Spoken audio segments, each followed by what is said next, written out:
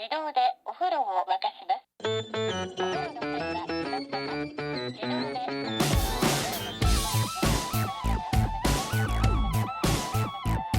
Hello and welcome to another episode of No Such Thing as a Fish, a weekly podcast coming to you from the QI offices in Covent Garden. My name is Dan Schreiber. I am sitting here with James Harkin, Anna Tashinsky, and Andrew Hunter-Murray. And once again, we have gathered round the microphones with our 4 favorite facts from the last 7 days. And in no particular order, here we go.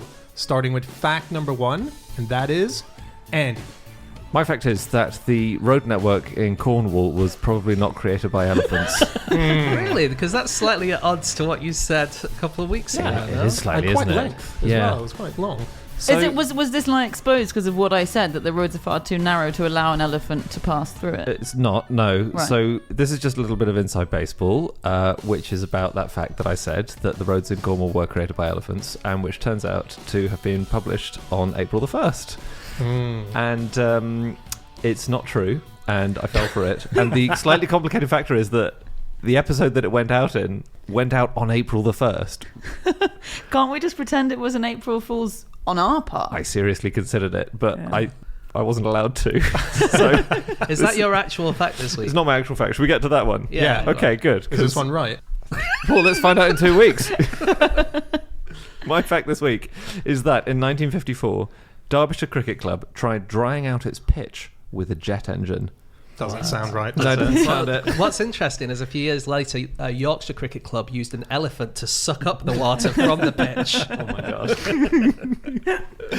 No, this is amazing, isn't it? It's fun. It's a cricket pitch drying innovation which hasn't stood the test of time. It's not, you don't get a jet engine to hover over lawns these days. But this is from a brilliant piece that was published in The Guardian by Simon Burnton about the history of cricket pitch drying, which obviously, see that, click straight on that. And it was about all these gadgets that have been tried out over the years. And one of them was... The jet engine was quite new at the time. It's like using, I don't know, nuclear fusion now to dry it out. It was a relatively recent innovation. I don't think, have we even cracked nuclear fusion? I think if that's the first thing we use it for, that's going to be quite an odd decision. The rest of the world's going to be looking at England going, Jesus. They didn't bring a full jet, though, did they? They brought an engine. Yeah, exactly. Yeah. So they rigged up an engine over... They strapped it to a lorry, and it was a Rolls-Royce engine, which they'd used in a plane called the Gloucester Meteor, which was one of the first British jet engins. Christ, that lorry, though, must have been pacing it down the motorway to get there.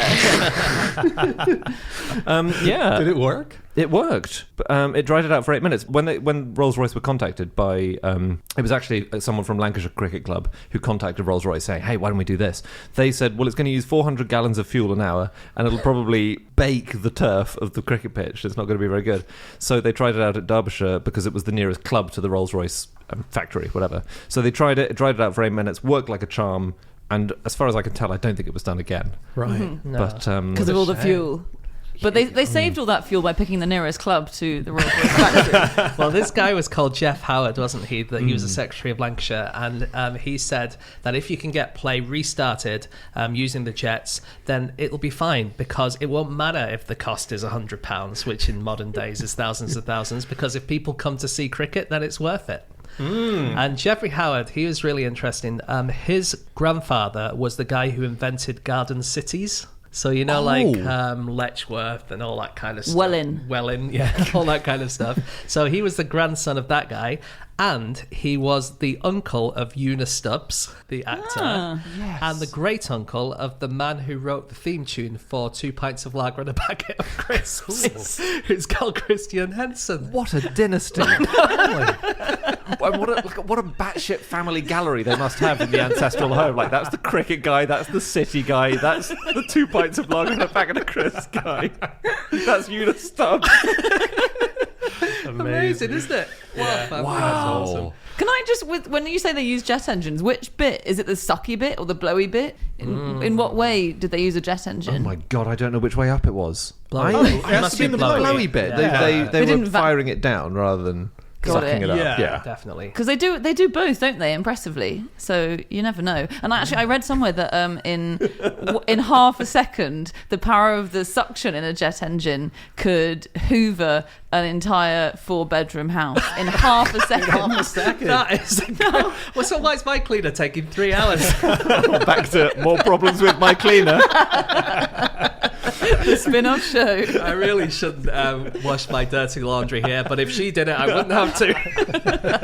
That surely implies there's kind of a market for a Hoover which is shaped like the front door of your home and just drives around plugging into your front door. Well, of course, that's what used to happen, didn't Yeah. they? Hoovers used to Yeah. be, we might have said this, but Hoovers used to be on the back of horse and cart, didn't Yeah, they? so they used to wait outside, and you'd put it through the window, wouldn't you? Like the big hose, and you'd sort of hoover Kind of that like way. an elephant's trunk. Exactly like an elephant trunk. I wouldn't risk that, Andy. I think if you did do the front door option that you've suggested, you would suck all of your furniture and inhabitants of the home into it as well. There's obviously a net in front of it, Anna. It's sucking out I dust. And see. you just pick your belongings out of the net and spend 2 to 3 days tidying your If house. you have any belongings that are the size of a speck of dust, you're screwed, right? Your pollen collection's gone. This article that you found, Andy, it's amazing because it is a genuinely really good article, and it just seems that there have been so many different innovations trying to work out how to dry cricket grounds, and they've come up with great ideas, but they all just seem to have just one major flaw that ruins it for them. So there was this one idea which was using a new patented drying roller, and it was really good. It got 75% of wetness from the top of the turf off. It was really useful. Only issue, it left the entire pitch jet black every time it did it, which was not useful for a cricket ground. Right, isn't it? If you change to a white ball. Yeah. Possibly, yeah. Wow. That's really funny. They also tried giant washing up sponges, didn't they? I think in the 30s, they just designed these massive washing up sponges where 2 men would stand on them and it would absorb. Oh, yeah. And the interesting thing is, you kind of get those today. I was reading Yeah. about puddle pillows. Yeah. They're cool, aren't they? They're You can buy a pack of about 12 for about 120 quid if you're interested. And they're really fun. They use them mostly for baseball pitches, and it's what you'd imagine, a big pillow, and you plop it down on a big puddle, and then you lift it up again, and the puddle has vanished. Wow. Where's it gone, Anna? It's magic. That's really cool. I think they just mostly, when I watch cricket, they tend to get a big rope and just drag it around the pitch. I don't know how that Do works, they? but yeah, that's how they do. Is that maybe whipping off the dew? I don't really know. I've never understood why they do it, but they all do it, so it must work. That's so Weird. interesting. For the water, or is What, like the outfield, they tend to just drag a rope along, I guess. Very Maybe interesting. Maybe it's the Yeah. standing water that they're getting rid of. Because they try certain things. There was in T20 in 2020 T20 International, in fact, So- between India and Sri Lanka. T60, basically. Yes, Yeah. that's what I meant. They used a hairdryer and a steam iron. There was footage of the Not a groundskeepers hairdryer. using No way. a physical hairdryer to dry wet patches of the ground. That's so funny. It's like when you get a wet patch on your trousers Exactly. just before you're about to go out, and you're like, how am I going to get rid of this wet patch? And It's you either just gonna- have to try everything. It's either going to be the hairdryer or the iron, and depending on which bit of the trouser. why is one patch, not your trousers, but why is one patch of the grounds wet? Like, is there one tiny cloud? Yeah, it's like in the Truman Show where it just picks one little spot. Sports pitches are all tilted. Have you never seen sports on TV where the whole thing is I've always about a wondered. 20-degree angle? Why are they Yeah. playing on a hill? Wouldn't That's this why be they much called it easier? 2020. It's the 20-degree angle of Well, the Lords game. is famously tilted, isn't Lords it? is very tilted. And in fact, I think at Lords, don't they say that if you're standing on one end of Lords, then your head is lower than the field at the other Is that end? right? That I'm sounds pretty about right. sure. Is that true? Yeah. Yeah, but that's just a cock-up. They built it in the wrong place. That's insane. On a hill. but I used to sport- play football. When I was at school, I played football for the school team, and we played against this prep school, and they had a football pitch that was on, I would say, in my memory, it was about a 45-degree angle. Perhaps it was a bit less than that, but it just meant, because we were kids, like we didn't really know how to play football properly, so everyone just used to chase after the ball. The ball would then always end up at the bottom of the hill, just with 22 kids just kind of mauling after it like they were play rugby. That's I suppose. amazing. Was it like that? It was like the house vacuum where the parents would have to come and scoop their kids out of the big net at the end. Anyway, sorry, Emma, you were saying. Sports pitches are meant to be slightly tilted for drainage to stop them getting wet. Right. So they're either crowned, which is when they've got a tilt, the high point is in the middle. Brilliant. Or they're just tilted on a side slope so that it all drains to one side. So like in a football pitch, for instance, the crown runs from one goal to the other, like a ledge, and there's supposed So to you're be... always shooting downhill. Or No, uphill.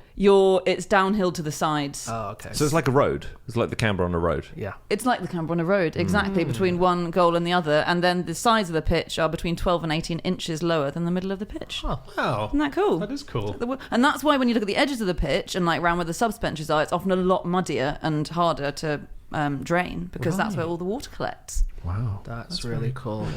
I didn't know that football pitches have underfloor heating Do they? throughout the pitch. Under grass heating. Yeah. All Premier League ones do for sure. Wow. Right. I mean, so if you know about football, you definitely know that. But if you don't know about football like me, that's mind-blowing. It's mostly electric wire, isn't it? To Yeah, heat. because you know how they play football in winter. Yeah. Yeah, that's so that they don't get called off due to the snow. It's not to warm their feet. I thought it was to No. help the grass grow, as opposed to help melt that the can snow. help as well, although they'll have big lights above the grass Oh, to help yeah. that grow as well. But it's mostly, I believe, to stop it from getting called off in winter. I think that's insane. I Yeah. just think, wow, people really like football, don't they? Yeah, this will surprise you. It's a multi-million-pound international sport. Is it? Oh, that's good to hear. It can't That's be good to know. multi-million. It can't be. I think what we're saying is makes the heating is paying hundreds for of itself.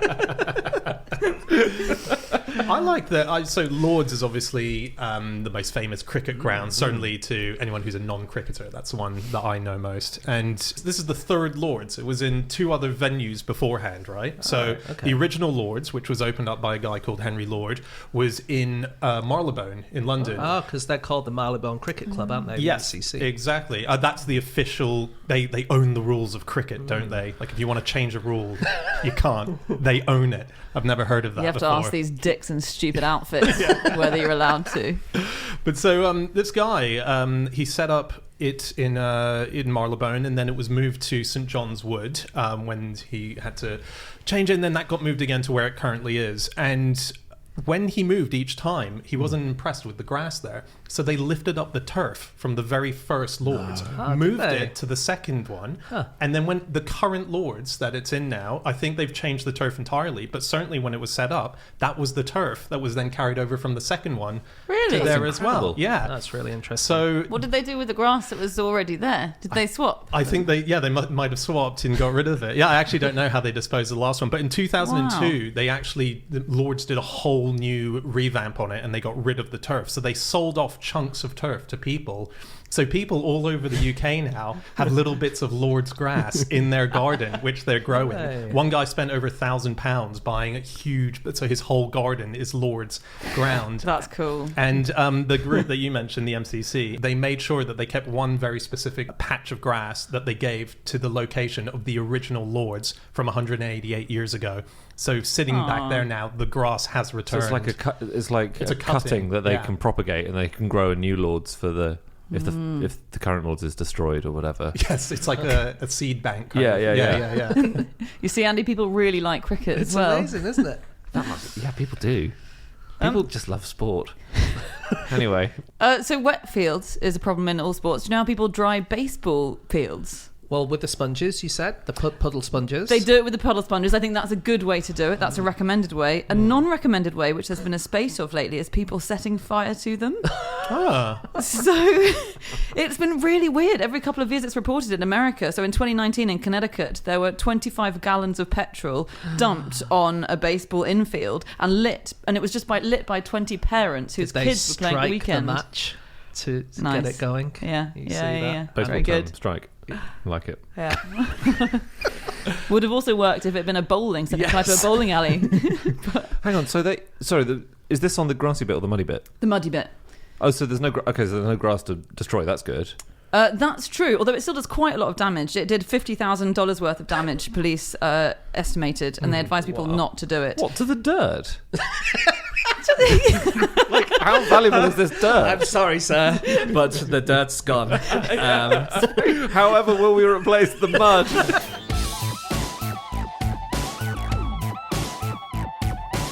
Stop the podcast. Stop the podcast. Hi everyone, we'd like to let you know that this week we are sponsored by Wondrium. Yes, Wondrium is like an online Hogwarts. It's this insane magical university full of lectures and incredible teachers, top of their field, telling you about the most wonderful subjects you could possibly want to know about. Like the dark arts, is that one? I haven't actually read Harry Potter, but I think that's one of them, isn't it? That is a Harry Potter one. I don't think it's a Wondrium one, no.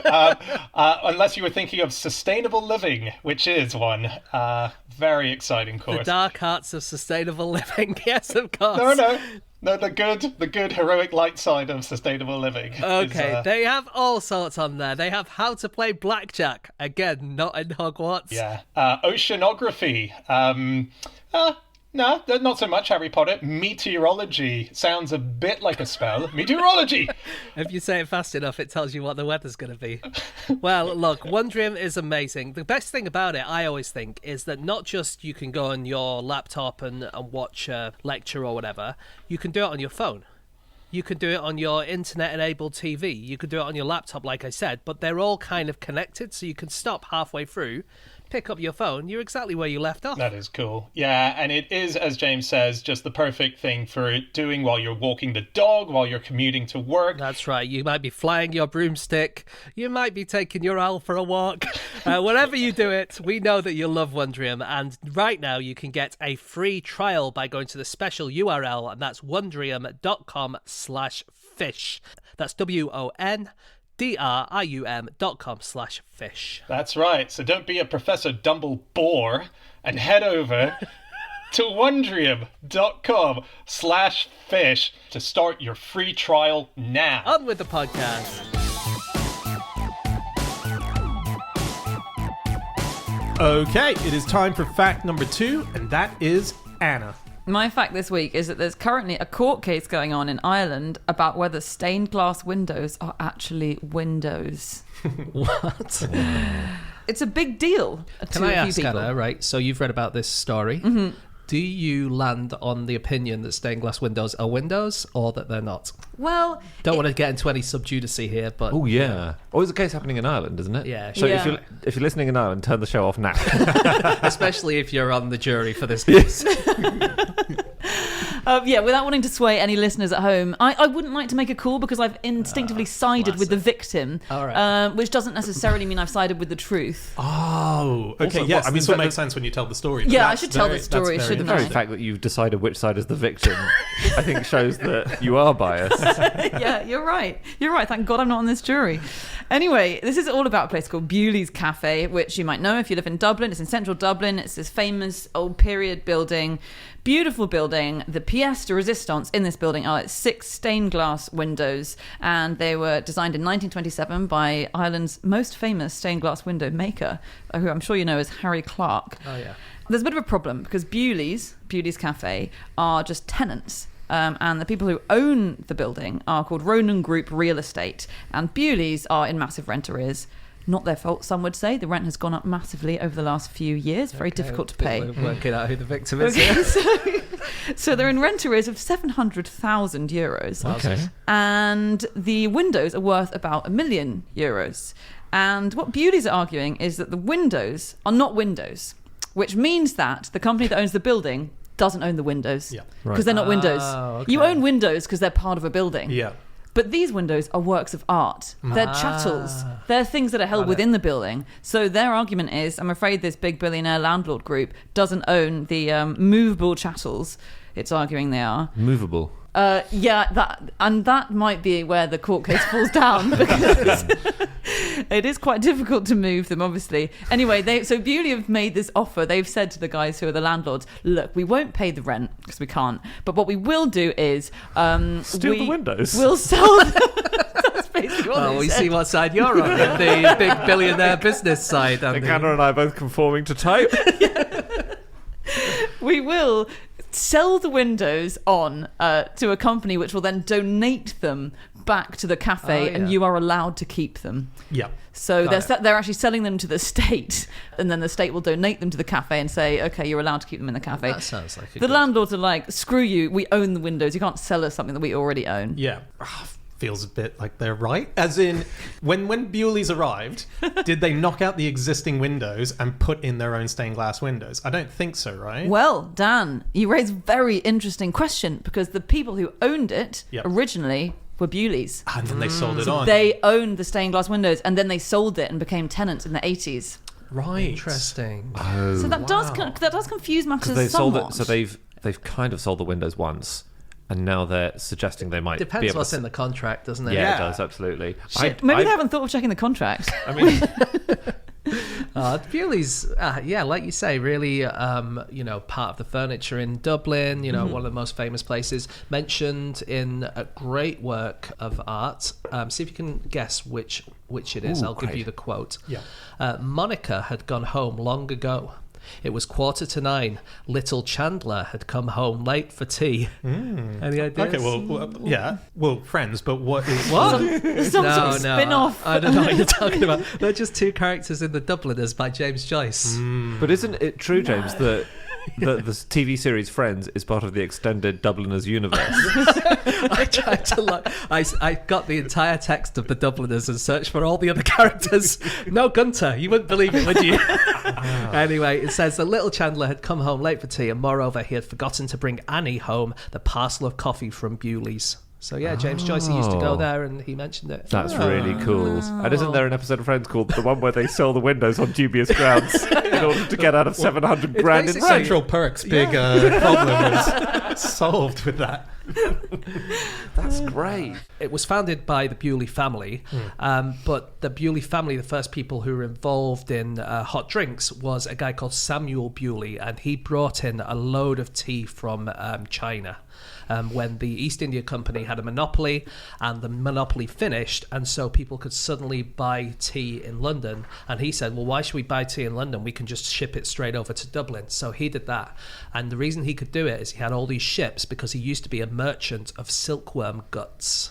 Cool. Wow. Isn't that cool? Do you think he said, I'm a silkworm gut merchant? What's that? I'm a silkworm gut merchant. That's what I do. Do you know what they might use? I'd never heard of silkworm guts. I assume they had them. Are we talking about the actual parts of the silkworm that The make the place silk? that they digest stuff. Is it like, is there equivalent to sausages for them? Like Tiny little sausages. Tiny little sausages. All the extra bits. That's a great thought. You could make a sort of silk making robot, and then when you implant the silkworm guts into it, it is the crucial That's missing a really bit. good thought. Ooh, yeah. It is almost gettable, but probably not the kind of gut other animal guts. Cat gut. Cat guts you use For instruments. Violins. Yeah, so How tiny is silkworm this guts. orchestra? Whenever someone says they're playing the tiniest violin in the world, actually silkworm guts have... They were used for making fishing tackle, like fishing lines, and also to really? sew up cuts by surgeons. They used to use silkworm guts because it was really That's good so thread. cool. Isn't that amazing? That's awesome. Wow.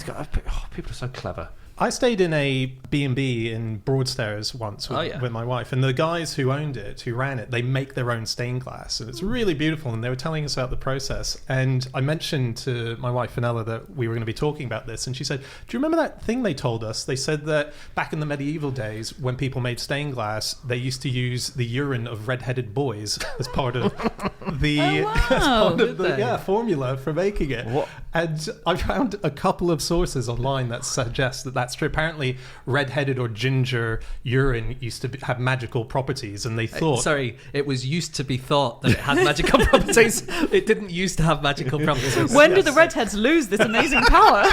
Some say they've never lost it. Is that how Ron Weasley got into Hogwarts?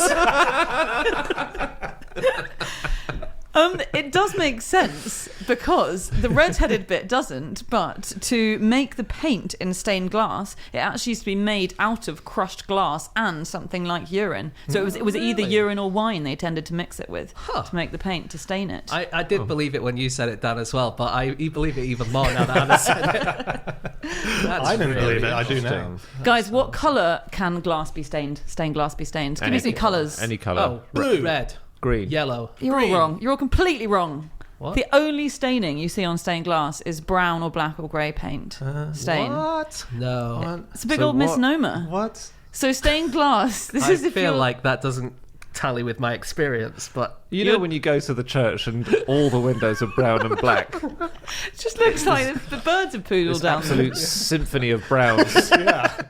God's light makes you hallucinate all the colours.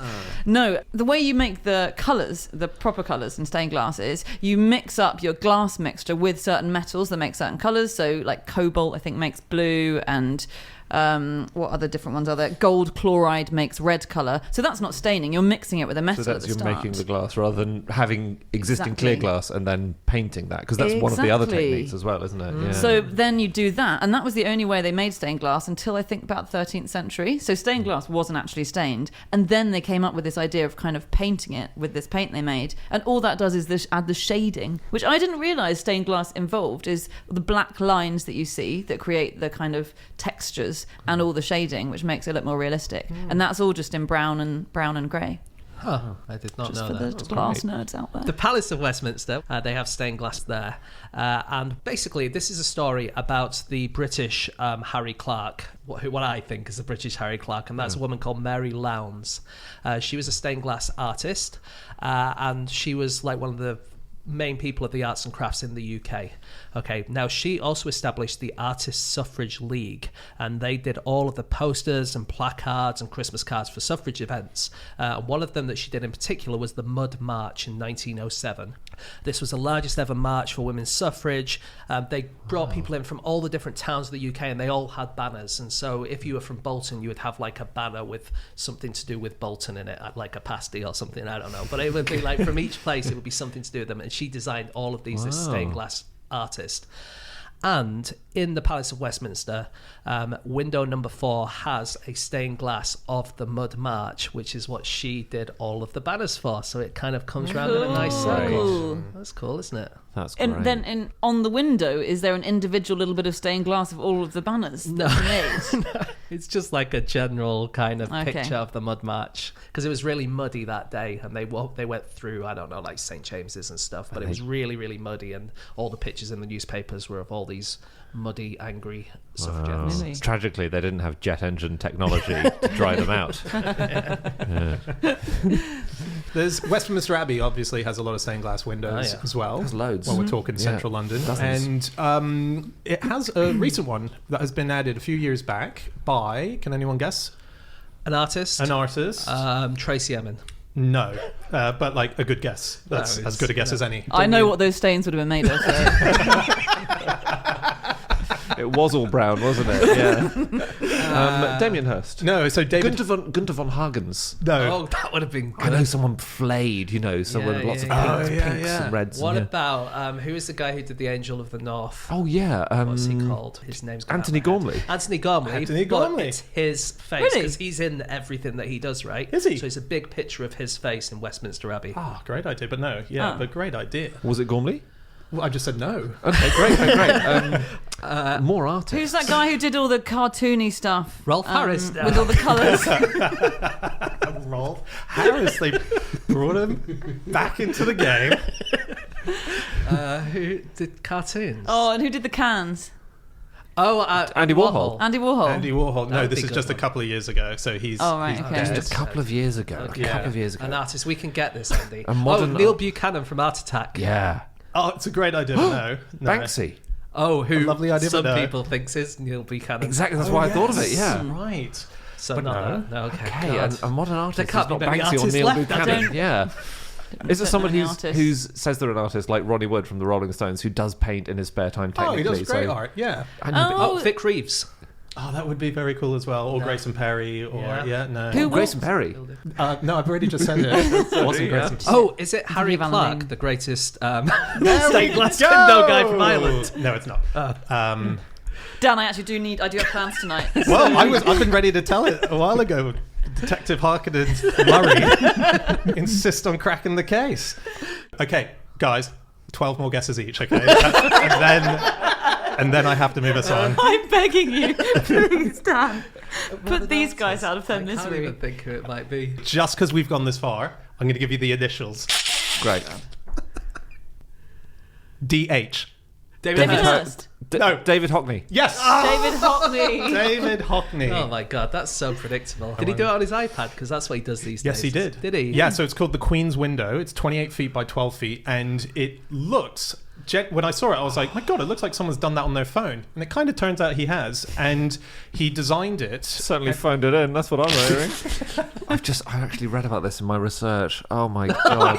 So you knew this already? Could have saved an hour of everyone's time. Oh, nuts. God.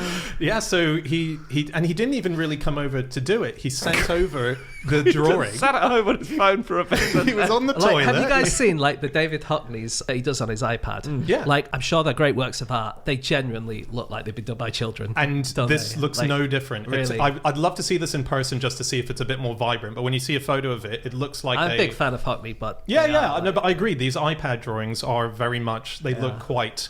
Microsoft Word kind of, or like Microsoft Weird. Art kind Microsoft of stuff. Paint. Microsoft Paint, not Word. Quite impressive to do it in Microsoft Word.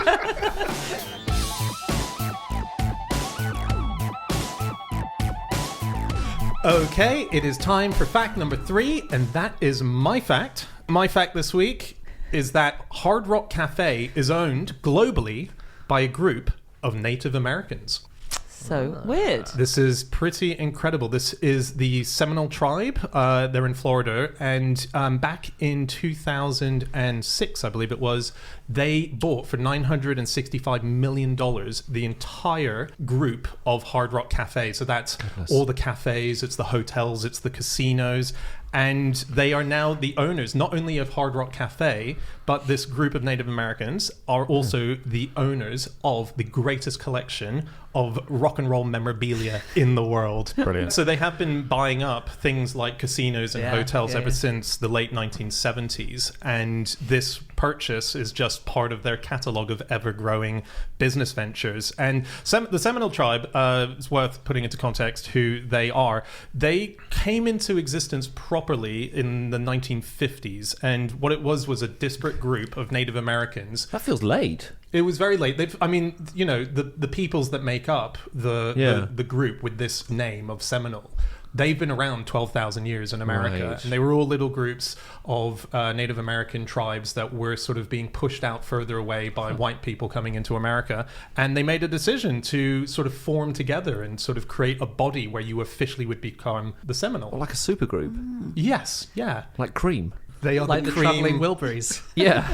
And actually, there's a lot of travelling Wilburys and cream memorabilia in Hard Rock Cafe as a sort of solidarity. The Seminole people, though, of course, they've been around for a very, very long time. That's not a new name. The Seminole Tribe that was set up in 1957 was a collection of other tribes coming together and banding under that name. And are they basically the claim on the Seminole Tribe website is that they are the only people who never surrendered to the white invaders, basically. Yeah. And that was true of the Seminole people in the 19th century. They had the Seminole Wars, which were a massive deal in the US throughout the 19th century. I think there were 3 big Seminole Wars.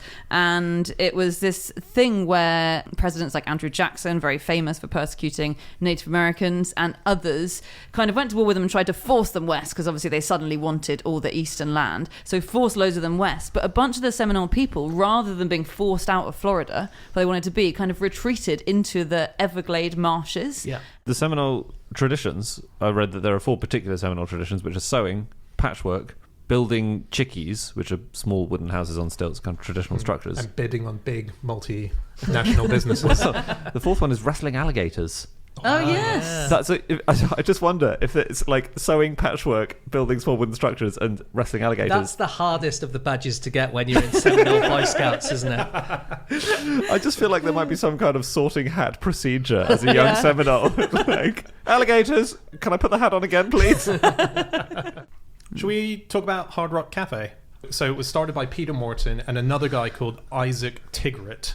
I believe that's how you pronounce his name. Yeah. And Isaac Tigert, clearly a massive rock and roll fan, actually married the first wife of Ringo Starr. Not No way. Maureen. Maureen. He married Maureen. Someone's read this fact. I just know about You just know about Ringo's marriages. Ringo's marital history. It's not. Do I have to I be think a if special? I'd known that before, I would have remembered his first wife was called Maureen. That's the kind of, it's an Maureen. unusual name. Yeah. It is, isn't it? Yeah. Yeah, Maureen Starkey. So Maureen, and they broke up because she had an affair with George Harrison. Huge scandal. Wait, Ringo and Maureen, and, or no, Peter Ringo and Maureen broke Right. up when she was found Crumbs. Right. with really? George Harrison. Yeah, like so that's just a bit of goss for you guys there. And are you saying, because you say he's clearly a massive Randomly played gossip. breaking news? What a scoop. A lot of the memorabilia is not all hard rock. As in, I think of hard rock as being even harder than normal rock. Yeah, like Slipknot or something, right? Right. And it's not. They don't have a lot of kind of death metal or doom drone based. You're right, and I think people would be less willing to eat in their restaurants. I certainly would if they did. Just dead rats pinned to the wall. Cradle of Filth was playing over the sound system non-stop. You're right. But Wings, Paul McCartney's band Wings, debuted at the London branch, the original branch of the Hard Rock Cafe. Really? Yeah. And probably what can you get as a starter at Hard Rock Cafe? The Paul McCartney.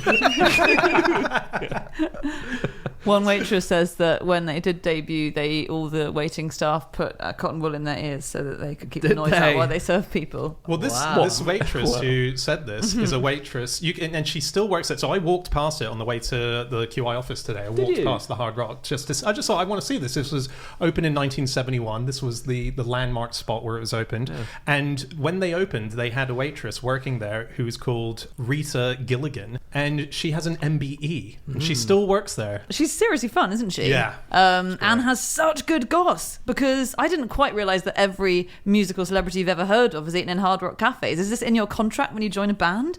So, she said, she actually said, I've served the Beatles, the Stones, Freddie Mercury, Eric Clapton, Pete Townsend, and then she says, Take That, and the Carnabys. Which seems like an incredibly steep decline. I've actually never heard of the Carnabys. No, me I neither. hadn't either. And I looked them up, and they don't even have a bloody Wikipedia page. Okay. I think she's probably pushing a band that she's managing. I wonder if that might be a misprint for the Cranberries. I wondered if it was the Cranberries, but then there is a band called the Carnabys that have played in the Hard Rock Cafe. I think it's part of their brand, so she's trying to slip them in maybe with these big names. And she supposedly turned down Posh Spice for a job, Rita, when she came in. I love this story. Well, you tell it. I don't know the full story. Well, it's there's not much more to it than that, but Rita Gilligan, claims that Victoria Beckham applied for a job at the Hard Rock Cafe as a hostess or whatever shortly before the Spice Girls took off, but that she was rejected for being too quiet. Yeah. Oh, yeah. And so she went and got a job at Bill Wyman's restaurant, Sticky Fingers, instead. But she was like, no. Oh, what? Well, it's named after a Rolling Stones album. Yeah, I just didn't know. I would have chosen one of the others. I don't know any of the other albums, but I reckon all of them will be a better name than that, wouldn't they? Yeah, Well, they would. in association with They've them. got an album called Beggar's Banquet. That's quite a kind of fun, perfect. cool name for a restaurant. But no, Sticky Fingers. Yeah, but this is the weird thing. So there's Rita Gilligan, who worked there since 1971, and it was still there a couple of years ago. There's also another waitress from the Hard Rock Cafe called Delia Lees, who worked there for 48 years, and she got a job 2 weeks after it opened, and she's 80 now, and she still does 2 days a week. Wow. So I think there are two of them who have been there for 50 years. Wow. This is like bloody QI. There's no turnover of staff. That reminds me, there was I only half remember this story, but at the Savoy, there was two very famous waiters who worked behind the bar, and two women, and they both worked there for about 60 years or something, and they knew everyone, but they stopped talking after about 5 years of working together, and then just stopped being friends, and then they didn't really see each other because they were on shifts, but literally didn't talk for like 30 years. That's so funny. That's so funny. Well, we have a similar thing on the podcast, don't we? Because actually, if you listen carefully back to all the episodes, you'll notice that Anna and Dan have not said anything to each other on the show for the last 5 years. If you notice that when we were doing that guessing game, Anna wasn't given any names, was she? There What was do you only me think? and Andy shouting for half an hour. It's long-term beef. Listen out for that. Rita, by the way, she got her job in 1971, and it happened when her husband was reading the Evening Standard, and he shouted to her, "They're looking for people like you." And she went, "Oh, are they?" And she went over, and the advert read, "Older women wanted." late 30s, 40s, and 50s, and she was only 29 when she went in. That is such a horrible thing to say. Did she have to put talcum powder in her hair?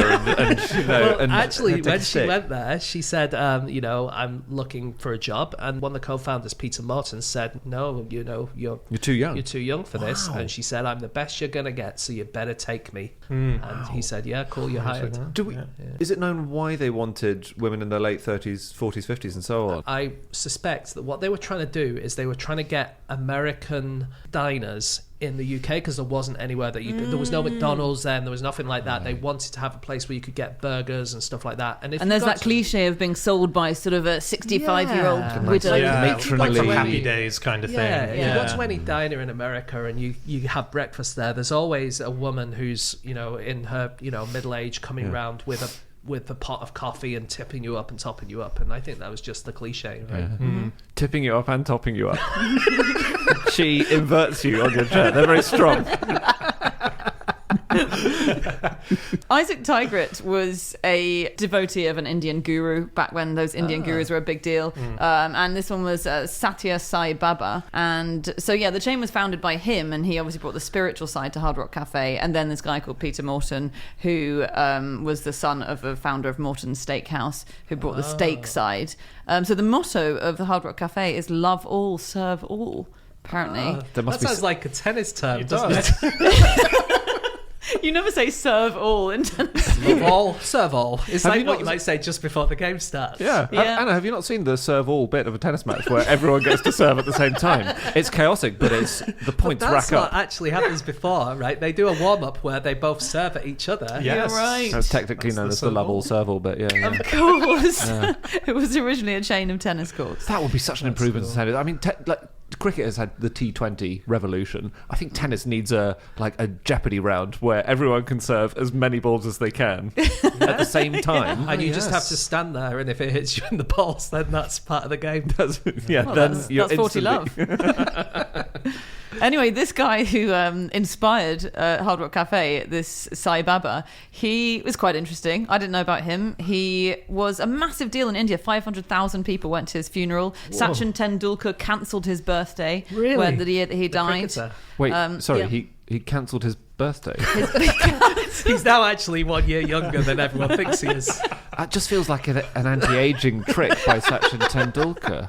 I know, sneaky, right? What do you mean he cancelled his birthday? Well, he cancelled his birthday party. He they were going to go to Hard Rock Cafe. So he uninvited everyone. He didn't have a cake. He didn't have a party? He didn't have a party. He Right. didn't even celebrate. No one even sung to him because he was so sad about this spiritualist dying. Wow. Gosh. And he claimed that he was a proper god, like omnipotent, omniscient. And he did loads of amazing tricks, apparently. And he... Have you got some examples for us? There was a terminally ill woman. She needed treatment. Okay. It could only be given in Japan. And so she went and visited this guy and said, I need this treatment to save my life. It can only be treated in Japan. And he pointed at a door and said, walk through that door. And she walked through the door. A travel agent.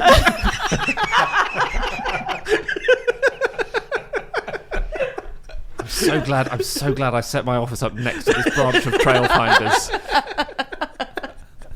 Well, what happened on Tento? And it was Japan. What? She walked through the door and she was in Japan? Yeah. Cool. Wow. Don't say cool like you believe it, though, It's Dan. a cool story. It's a really cool Incredible story. It's like Narnia for the modern day. Yes. Isn't that amazing? Quite a claim. And then what happened? Well, that's sort of where his tale ends. You assume, I suppose, she was in Japan. She's and in Japan. Well, how's he supposed to know what happened? That's true. He can't go through the door. He He's can't not. go through the... Okay, so he didn't leave the door open. He So just did he- sent... he closed the sent door. her and closed the door. Otherwise, everyone leaves India and goes to Japan. So this woman, trapped who's in a quite closet. ill, has just ended up in, I presume, a random bit of Japan. I'm not... Because the door already led to Japan, it can't have led to the specific clinic she needs. She's now trapped in a foreign country. She's now illiterate because Japan uses a different alphabet. Yeah. Yeah. It's an incredibly Very upsetting sick. and busy place. He doesn't come off brilliantly in She this Probably story. doesn't have a rail card because you can get rail cards in Japan that help you go around. Foreigners, you can get them especially. But Well, she's she now wouldn't have had one, she's would she? wanted by the authorities because she's not in the country legally. She hasn't got a visa or whatever you How need. did you get here? Who's going to believe that? So that's why you've got to be very careful what you wish for. Oh, it's one of those stories.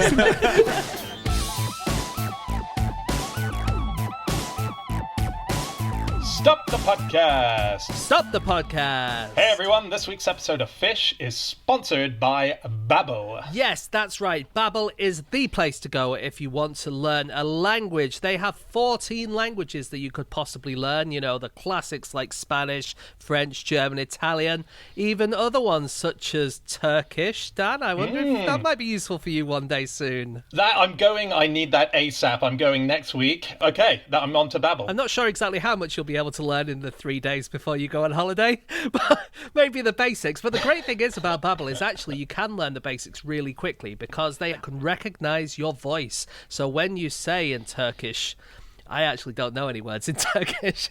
I know 0 words. What am I doing? Why have I not started? Yeah. I'm giving a lecture there. In Turkish, James. Oh my God. You better get onto Babel right away, Dan. And it's Super Babel. Yeah, well, fortunately, it is the place to get the best lessons you possibly could. They have over 100 language experts, and that means real people who all come together to create and help formulate the lessons that you're going to learn. You can do it online. You can do it on an app. They even have a podcast. They're competitors. I don't know why we're talking about these people. We're talking about them because they're saving our bacon. Yes, but don't talk about bacon in certain parts of Turkey. Anyway, right now, Babel is offering our listeners 6 months free with a purchase of a 6-month subscription with a promo code FISH. So go to uk.babel.com/play and use that promo code FISH and you'll get an extra 6 months for free. That's right. So head to uk.babel.com/play. That is uk.babbel.com/play. Use that promo code FISH and you will get free 6 months with a purchase of a 6-month subscription. Dan, you better get to that lecture, but for the rest of us, it's on with the podcast. See you later, guys.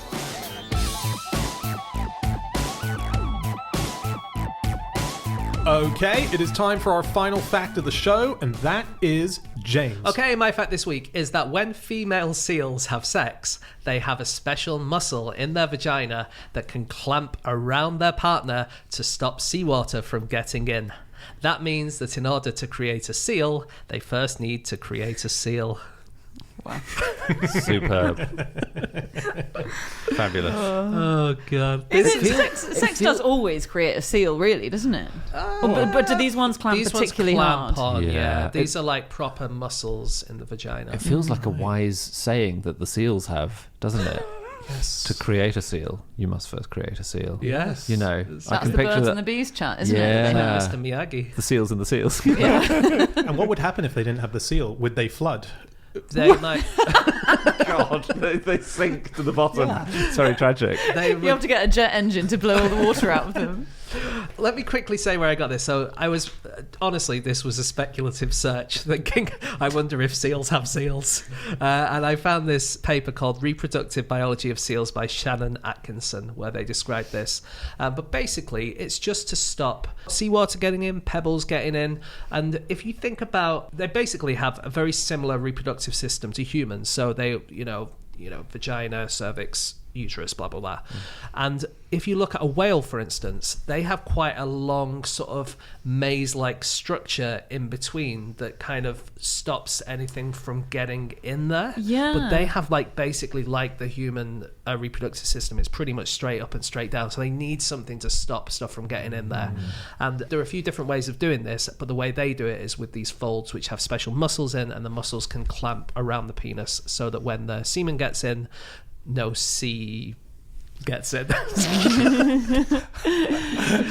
feel like you're pushing it a bit further this time. The seals are great, and we should talk about seals. We've they're amazing. hardly ever talked about them, so let's talk about them. Yeah, they basically don't need eyes or ears. Excuse me? They're whiskers. Phenomenal whiskers that seals have. I mean, they do have eyes and ears. They have eyes and ears, clear, and they but use them. If they didn't have them, they could basically operate because their whiskers are so unbelievably sensitive. Oh, yeah. So let's say we know that cats use their whiskers or rats use their whiskers. They've got 200 nerve endings on their whiskers, cats and rats, right?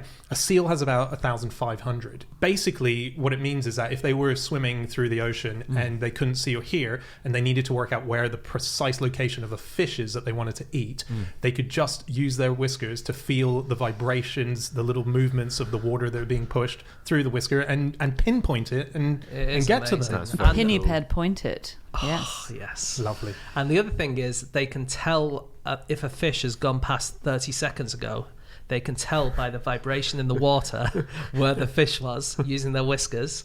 And they go, oh, there was a fish here 30 seconds ago. And they can follow the trail of where the fish has been and then with their whiskers and go down. And the other thing is, not just the whiskers like a cat, which is where their nose is. Yeah. They can also do this with their eyebrows. Because they have whiskers on their eyebrows, so they can hunt fish with their eyebrows. God, that is pretty amazing. That's also why old men are so good at fishing, isn't it? There was an experiment on the whiskers. It was by the University of Rostock, and it was about how harbour seals, they find flatfish. So flatfish hide under the sand, so they're not very visible, but there are these tiny movements of their gills because they are breathing in and out very slightly, and the seals use their whiskers to find the flatfish and eat them. For the experiment, the scientists found some seals, they created some fake flatfish under the water to be the bait, and then they blindfolded the seals. Yeah. How cool. That is a better way of doing it, because the first person probably to do most of this work was a woman called Dean Renouf, and she did it by snipping off the whiskers of the seals, and you wouldn't be able to do that now. But this was in the 70s, and she was really into it. She loved her seals and stuff, like, you know, obviously now to modern ears it sounds quite bad, but she really loved her seals. Apparently you could see the seal walking behind her in the university when she was walking to her lectures and stuff. I was listening to a really good podcast which interviewed someone called Dr. Alex Milne, who has such a great job. She's a sensory biologist specialising in pinniped whiskers. And she was saying, we don't know this, but seal whiskers are curly. They've got like wavy hair, as opposed to sea lions and walruses, who are sort of the other pinnipeds. And we think that is to sense the undulations of the water, though we're not totally sure. But anyway, she did this.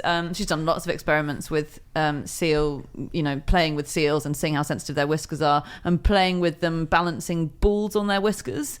And so you get balls of lots of different sizes, and then you watch what their whiskers do. So if you've got a small ball and then a big ball, which do you think involves, you know, it points its whiskers towards them to balance, and then which would use more whiskers? The big ball, more area. Yeah. And that's incorrect. Oh yeah, the little ball. There you go, Dan. Dan's got it. How did you work that out? You got to use the method of wait for people to answer wrongly, and then get in there. I tried to do that with the artists, but we didn't go through every artist in the world. It's the same physics, which means it's easier to spin a big ball around on one finger, right, than balance a little ball. That's clever. And so the smaller the prey, the more whiskers it takes. So if they're chasing prey in the water, the same thing happens. They focus more whiskers towards a smaller prey to try and pinpoint where it is. Because I know you're looking a bit skeptical, Andy, but you see basketball players spinning a ball in the finger. You don't see table tennis players doing it, do you? No, I don't actually. No, I've never. Yeah, I've never seen that. Thank you, James.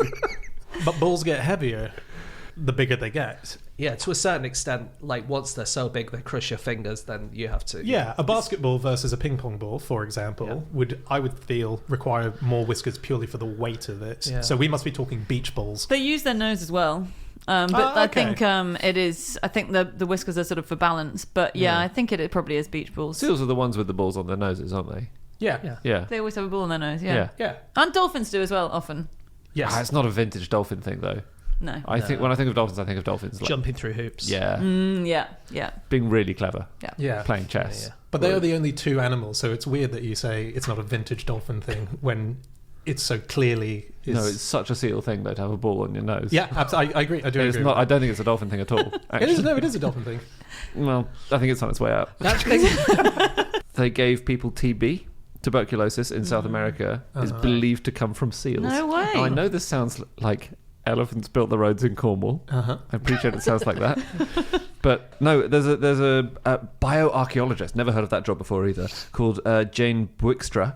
I hope I'm pronouncing it right, from the Columbian Institute of Anthropology and History, because TB got to South America with colonists 500 years ago, but there have been bones found much older which also have TB, and it doesn't look like they came over with the original humans, 10,000 years ago, whenever it was, because it spreads from south to north, not north to south, which is not the order you would expect it to go in. Right. And hang on, sorry, I'm confused. So the colonists brought the TB over, but there are also seals that are older with TB in their bones. But there was pre-existing human TB found in Right. samples in bones. Got it. And if it had come with the original arrivers 10,000 years ago, it would have gone from north to south, but it didn't. It Right. went south to north. And so the theory is that it came over with seals, which might have been, eaten, hunted and eaten, and the bacteria survived there. Because TB arose in Africa, Interesting. then somehow seals got it, is the theory, took it to South America, gave it to humans. And then they met on the way down. Presumably, the humans coming down met the TB Maybe. on the way up. An Yeah. awkward dinner. Yeah.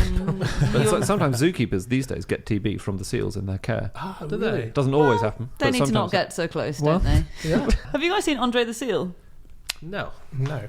Okay, seriously. Yeah, seriously. Right. No. I kind of thought everyone watched that as a kid. Oh, well, it's a TV show. it's a film. Oh. Oh. No, I've not seen it. Okay, well, this I is think I fact. saw the play. Yeah, I was shot down on animal rights grounds within a couple of days, wasn't it? Did they mention the vagina thing?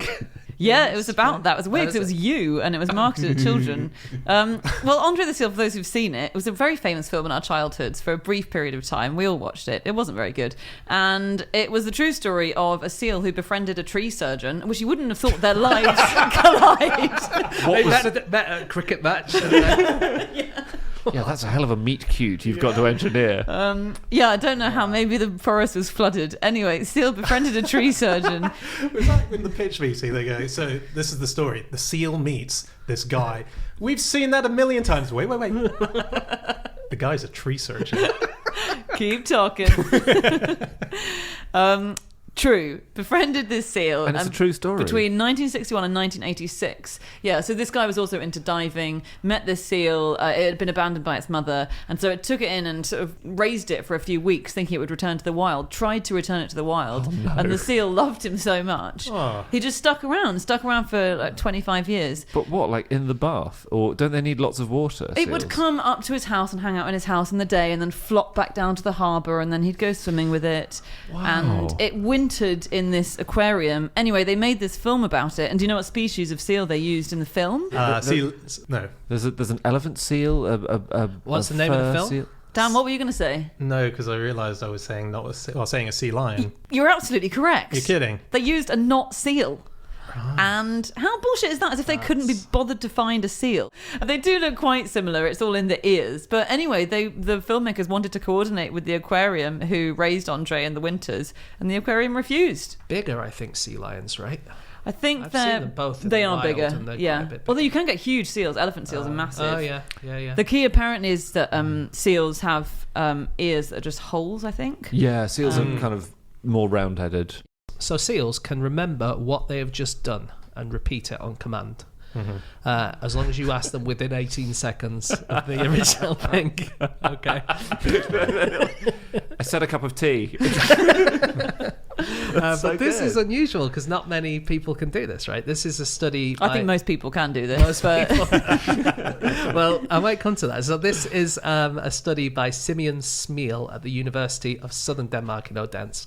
And basically they asked them to do one thing and then they asked them to do it again after 18 seconds, but they could still do the thing. They said repeat. They didn't say do this thing again. They said Right. repeat, and they managed to do it. okay. And what was quite interesting is the guy in charge of it, Smeel, said that this is really, they did a really good job, because what you have to understand is that this is a very, very repetitive study, and even the human trainers and assistants had a hard time remembering what they had just asked.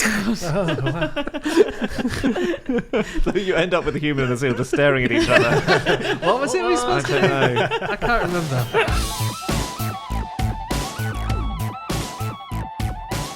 That's it. That's all of our facts. Thank you so much for listening. If you'd like to get in contact with any of us about the things that we have said over the course of this podcast, we can be found on our Twitter accounts. I'm on @Schreiberland, Andy, At Andrew Hunter M. James, At James Harkin. and Anna. You can email podcast@qi.com. Yep, or you can go to our group account, which is @NoSuchThing, or our website, nosuchthingAsAfish.com. All of our previous episodes are up there. Do check them out, and do come back next week, because we will be back with another episode to play to your ears. We'll see you then. Goodbye.